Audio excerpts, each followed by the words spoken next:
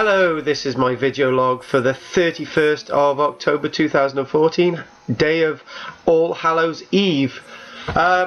Did any of you go trick-or-treating? Well, obviously adults go trick-or-treating with their children as well, and just adults just go for kicks. And if any youngsters are watching this as well, how many of you went trick-or-treating? What were your experiences on the doorstep? Mine were certainly don't open the door. I think I had about 3 groups knock my door, but I just didn't answer because, one, I've got nothing to give them, and I would probably freak them out as much as they would have freaked me out, so I didn't really bother. So that was my Halloween, and one of my daughters said, "That was very boring, Dad, not celebrating Halloween." But anyway, Samhain for pagans or for angelic witches, not a celebration at all. So today's been a bit of it's been a stressful day. I don't know why. I had a lecture to give in Porthcawl to a little group in Nottage. There was about 10, 11 of us, and it was to promote my book. It was very difficult because I had an audience that wasn't very interactive, which I struggle with because I always like my audiences to be very interactive. So that was okay. And then I had a lift by the organiser to Porthcawl itself, because I was at Nottage giving a lecture. If anyone knows Porthcawl, it's a place in South Wales, just below Bridgend, somewhere along the way between Swansea and Cardiff, South Wales. You know the picture. And the reason why I don't go to Porthcawl much, even though it's just down the road from me more than anything, it's got no train link. That means I don't go there.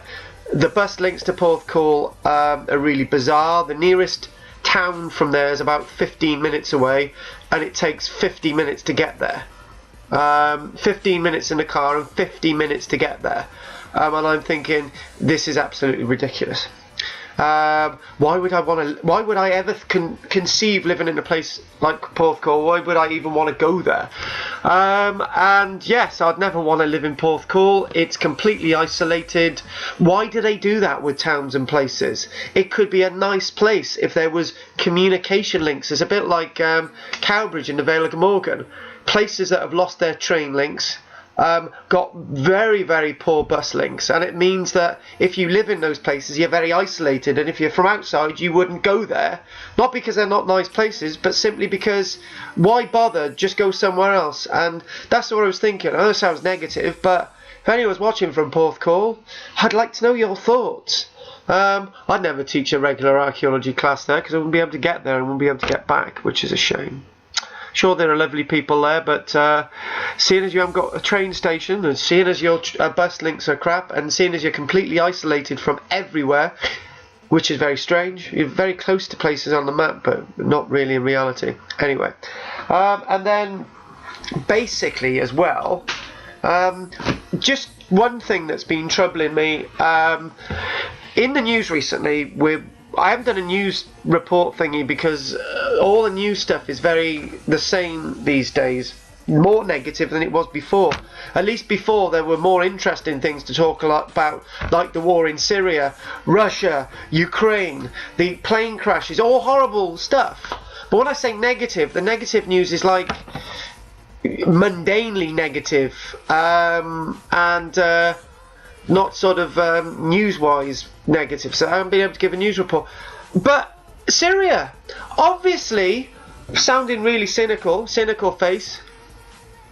I wasn't cynical at all. I can't really see myself here. But anyway, Syria, obviously, it's peaceful in Syria now, and it's peaceful in Iraq. It's peaceful in Ukraine.